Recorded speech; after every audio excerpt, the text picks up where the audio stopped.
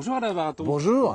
Alors, on ne va pas dire qui vous êtes, tout le monde le sait. Je ne sais pas, je ne sais pas. Jardinier en chef du domaine de Versailles, du Trianon, Oui. hein, et même de Marly aussi, non? Oui, un domaine trop peu connu à mon goût. Oui, absolument. Parce que c'est un domaine, il ne reste pas grand-chose, si ce n'est une âme. Et ce que j'aime dans un jardin, c'est justement l'âme du lieu. L'âme nous raconte tellement de choses que j'aime bien cette idée, il y a des fois, de jardin un jardin fantôme. Alors, on va parler de là, mais alors là, on est un peu ici chez vous parce que vous habitez là à peu près, enfin, vous travaillez ici depuis combien? Ça fait plus de 30 ans, hein? Je suis entré en 1976.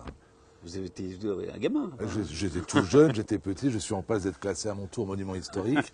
Mais donc je suis rentré ici comme gamin, effectivement. Comme stagiaire, quoi. Comme stagiaire, comme caissier, puis je suis jardinier en chef depuis 1982. 82, et oui. j'essaie avec mes collaborateurs d'entretenir au mieux ce parc vaste, car il est quand même grand de 850 hectares, ce n'est pas rien, 43 km d'allées, un jardin à la française, et ce jardin paysager, qui est un lieu que j'aime particulièrement. Alors, dites-nous où est-ce qu'on est ici?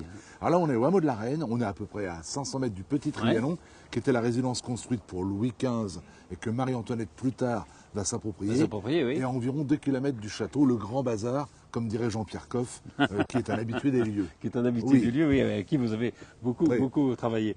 C'est quoi le métier du jardinier en chef de ce domaine? C'est un métier qui est simple en fait. Mon métier consiste à entretenir au mieux ce domaine qui m'a été légué et entretenu par les anciens. J'aime ce terme d'ancien, on n'en parle plus, mais je trouve qu'il y a beaucoup de respect dans cette appellation.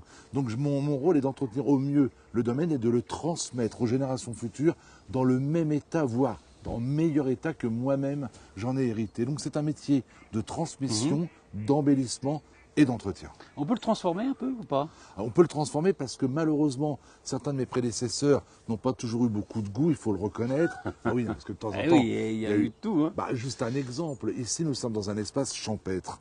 Et le dessinateur de Marie-Antoinette, Richard Mick, avait pris soin de créer de vastes clairières. Ce qui fait la beauté de la clairière, justement, c'est qu'il n'y ait pas d'arbres. Les jardiniers, dans les années 1920 ou 30, se disent c'est bizarre, cette grande pelouse sans arbres. Alors ils ont planté. Bah oui. Donc on va par exemple remettre des clairières. Donc je ne vais pas embellir par rapport au créateur du lieu, ce serait prétentieux, mais je vais embellir par rapport à quelques-uns de mes prédécesseurs. Mais donc oui, on peut améliorer la présentation du site. Parler du créateur du lieu, donc c'est le nôtre, 400e anniversaire, donc on a fêté en 2013. Vous en parlez un petit peu dans mon agenda du jardin qui vient de paraître aux éditions Flammarion. Vous dites, au fond, sa qualité peut-être principale, c'était la lenteur. Oui, d'ailleurs, un petit détail assez amusant, quand le nôtre va être enfin fait noble par Louis XIV, il aura fallu du temps, hein. Eh bien, Louis XIV demande à le nôtre ce qu'il souhaite voir mis sur ses armoiries. Le nôtre réfléchit et lui dit « Majesté, vous m'avez toujours reproché d'être lent. » Oui, parce que Louis XIV était impatient, évidemment. Impatient, c'est la nature qui commande. Et le nôtre le rappelait, c'est la nature qui commande. Eh bien, le nôtre va demander à ce qu'on mette des limaçons. Et sur les armes officielles de le nôtre, il y a 3 limaçons pour rappeler que la nature prend son temps et qu'il faut la suivre. Il faut du temps. Versailles est un lieu où nous produisons de manière bio et écologique. Alors ça, c'est grâce à vous en particulier, enfin, non? Je suis l'un de ceux qui a initié ce mouvement, mais je ne suis pas le seul. Il n'y a pas de pesticides. Il n'y a plus aucun pesticide. On respecte les saisons, par exemple. Donc oui, je fais partie de ceux qui pensent qu'aujourd'hui, un domaine comme celui-ci doit être exemplaire. Versailles est un lieu extraordinaire pour son histoire, pour les artistes qui s'y sont succédés, pour la littérature, la sculpture, la peinture. Ce serait quand même le comble que les jardins, eux aussi, ne donnent pas l'exemple. Donc on se veut d'être exemplaire au même titre que les autres disciplines que je viens de citer. Alors on va peut-être se balader un petit peu, mais avant, c'est quoi cette tour-là? Marie-Antoinette a voulu un petit village où elle serait la reine de son village. Elle n'avait pas envie d'être reine de France, mais ici elle était heureuse.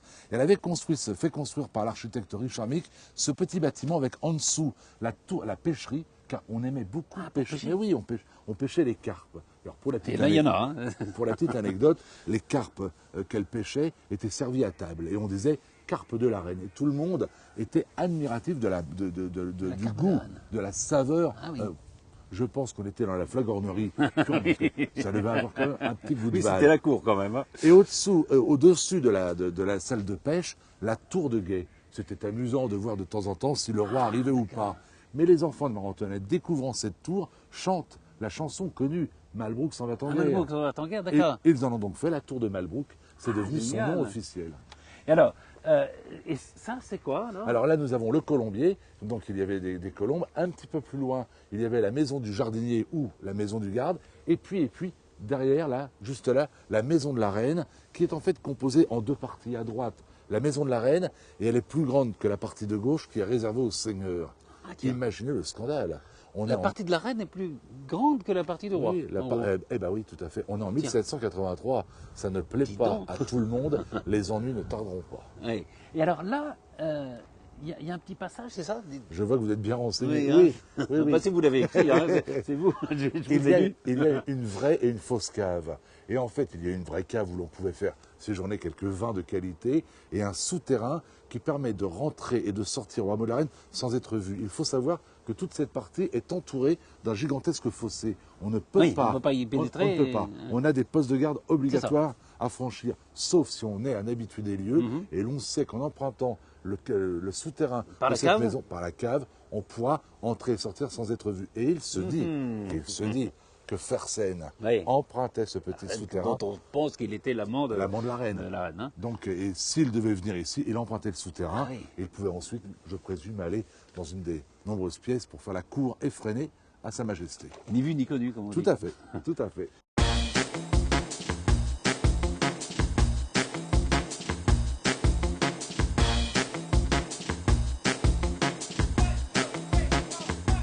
Alors Alain, là on est devant le hameau de la Reine dont vous parliez. C'est vrai que oui, la partie de la Reine est plus grande que celle du roi. Elle est beaucoup plus importante, maison qui a beaucoup d'allure, qui donne sur un lac, bien évidemment. Et la vue est sublime. La vue est sublime. Alors, sur la gauche, le petit moulin, parce qu'il faut qu'il y ait de l'animation.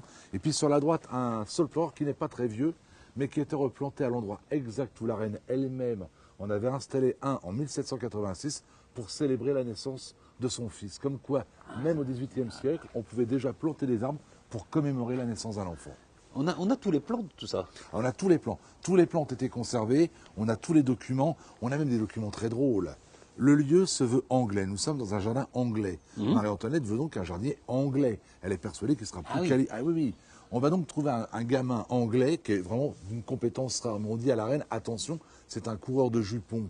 Ça ne l'intéresse pas. Ce qu'elle veut, c'est un professionnel. Donc il est recruté. Et on sait de manière certaine que le gamin est viré au bout de quelques mois, non pas parce qu'il est incompétent, mais il a contaminé toutes les jeunes filles de la région. C'est pas vrai. Oui, il était porteur de quelques maladies. Ah oui. Voilà. Donc on a les documents, on sait tout ça. Oui, on sait absolument tout ça. Alors, est-ce que c'est ça qui vous a fait assez rapidement? Enfin, il y a eu le jardin, il y a deux passions au fond. Il y a le jardin, il y a l'écriture aussi chez vous. Il y a les livres. Oui, mais c'est un ensemble. Moi, je suis tombé amoureux de Versailles. Je suis tombé amoureux des arbres de Versailles qui sont pour moi des monuments extraordinaires. Et puis j'ai après eu besoin de transmettre. André Le Nôtre, dont on fête cette année le 400e anniversaire de sa naissance, n'a pratiquement rien écrit, n'a pratiquement rien transmis. Je passe mon temps à le critiquer. Alors au moins que je ne suive pas son exemple, que je transmette, d'où ma passion de l'écriture. Et alors, il y a donc cet agenda dont je parlais tout à l'heure. Il y a des choses très, très amusantes. Vous dites, vous parlez par exemple, il y a une grande mode, c'est des légumes oubliés. Oui. Et vous dites, si on les a oubliés, il y a peut-être une raison. Oui, il y a peut-être une raison. Ça va toujours turlupiner. Oui. Si un légume est goûteux, s'il est savoureux, pourquoi on le garde. On le garde. Il n'y a pas de raison. Donc souvent, les légumes oubliés sont quand même des légumes qui n'ont aucun intérêt, insipides, mais que certains grands chefs osent, je dis bien osent, nous remettre aujourd'hui sur la table de leur très grand restaurant à un prix complètement dément. Complètement dément. Je pense à toutes ces plantes que nos anciens ont connues pendant la guerre. Oui, c'est ça, parce que c'était des choses que... Moi, j'ai entendu ça par mes parents, comme ça. Ils détestaient ça parce que ça leur rappelait la guerre. Moi, j'ai vu il n'y a pas longtemps chez un chef étoilé, rue Tabaga, 120 oui, euros rue Tabaga. Mon grand-père ne s'en remettrait toujours pas. Alors, il y a aussi un coup de gueule qui paraît début octobre chez Actes Sud. C'est La haine de l'arbre. La haine de l'arbre n'est pas une fatalité. C'est un livre très polémique parce que vous dites au fond, on n'aime pas les arbres et comme on devrait le faire. Quand un arbre gêne, on le coupe. Quand une voiture s'encastre contre un arbre, c'est toujours dramatique bien évidemment, et on va couper les arbres par milliers. Est-ce qu'on envisagerait un instant en France de démolir une cathédrale parce qu'elle dérange? Est-ce que cela viendrait à l'esprit à quelqu'un de détruire une fontaine parce qu'on va refaire le trottoir? Non, mais l'arbre, lui, un scandale. On coupe. Ah oui. À Paris, on va couper un platane à un marronnier sur une intersection, car cet arbre coupé fera gagner 12 secondes au conducteur de bus sur un trajet estimé à 2 heures. Les écolos n'ont rien dit, ils ne sont pas à la mairie. Ah, mais c'est même l'actuel élu vert qui a encouragé l'abattage du marronnier. Bien évidemment. Et moi, je me suis inspiré de tout ce que j'ai pu lire dans la presse. L'affaire du marronnier, par exemple, a été très largement reprise par le journal Le Monde. On ne pourra pas accuser Le Monde d'être un journal de fantaisistes. Je parle également des maires des communes qui ont décidé de couper les arbres. Je pense à la commune de Chalamont, de Vires-sous-Chalamont. Il y avait enfin ils existent toujours, 2 frênes qui encadraient une petite chapelle. Ouais. Le maire avait décidé de les couper pour une raison une seule, parce qu'il l'avait décidé. C'est tout, il n'y a pas besoin de charger. Les arbres ne sont pas dangereux, ils ne menacent pas, tous les experts disent ces arbres ne causent aucun dégât, ils sont beaux. Le maire a décrété qu'il fallait les remplacer pour une raison simple, c'est qu'ils sont appelés à mourir. Quand on a affaire à un tel... Voilà. Et donc je dénonce dans ce livre, effectivement, c'est un plaidoyer pour tous les arbres. Les arbres ne sont pas seulement des monuments de sève et de bois, c'est l'histoire d'un pays, ce sont des souvenirs, c'est aussi l'avenir de la planète. On a besoin des arbres. Ouais. Il faut tout simplement qu'aujourd'hui, on les aime peut-être un peu plus. Il faut leur parler. Vous leur parlez? Ah, moi, je leur parle. Alors, je ne sais pas s'ils m'écoutent, mais leur parler me fait du bien. Vous devriez essayer. J'ai essayé, oui. Mais alors, c'est vrai qu'il y a peut-être, c'est peut-être votre plus mauvais souvenir. Évidemment, quand on est dans des lieux aussi idylliques, je pense qu'on a beaucoup de très bons souvenirs. Le plus mauvais, ça a été quand même la tempête de 99 pour vous. On est en plein. Non, mais c'est parce que je passe à cause des arbres. Justement, c'était une destruction massive ici. Quand je parle de la haine de l'arbre, justement, je ne dis pas qu'il ne faut pas abattre les arbres. Je dis au contraire qu'il faut intervenir de temps en temps. Si on nous avait écoutés avant la tempête, nous aurions coupé un grand nombre de végétaux qui, en chutant à cause des vents, n'auraient pas dévasté sur leur passage d'autres arbres. Bien, effectivement, la tempête de 99 a causé des dégâts considérables à Versailles. Plus de 35 000 arbres ont été détruits, arrachés, déracinés, cassés. Il a fallu replanter une quantité astronomique. Plus de 300 000 arbres ont depuis été replantés. Mais il est vrai que si à l'époque le domaine avait été mieux géré au niveau des arbres, il y aurait peut-être eu moins de problèmes parce qu'on ne voulait pas à l'époque consacrer de l'argent simplement pour la gestion du patrimoine arboré. Un arbre, c'est comme vous. De temps en temps, vous avez besoin de soins, vous avez besoin de médicaments, vous avez besoin d'une attention. Et bien, de temps en temps, il faut également trouver des crédits pour entretenir les arbres. Merci infiniment, Alain Baraton. Je rappelle le titre de ce dernier livre, il faut l'acheter parce que voilà, c'est une prise de conscience. La haine de l'arbre n'est pas une fatalité chez Actes Sud. Et puis il y a évidemment le monde agenda du jardin chez Flammarion avec des petits conseils très quotidiens et des très jolies anecdotes. Tout à fait. Et vous n'avez pas de place de stagiaire, non, ici? Et ma raison, j'ai beaucoup de demandes. Non, pour moi. Oui, je ne suis pas sûr. Parce que... Hein? Envoyez-moi quand même un... Je vous envoie un CV. On va y réfléchir. Merci beaucoup. Merci.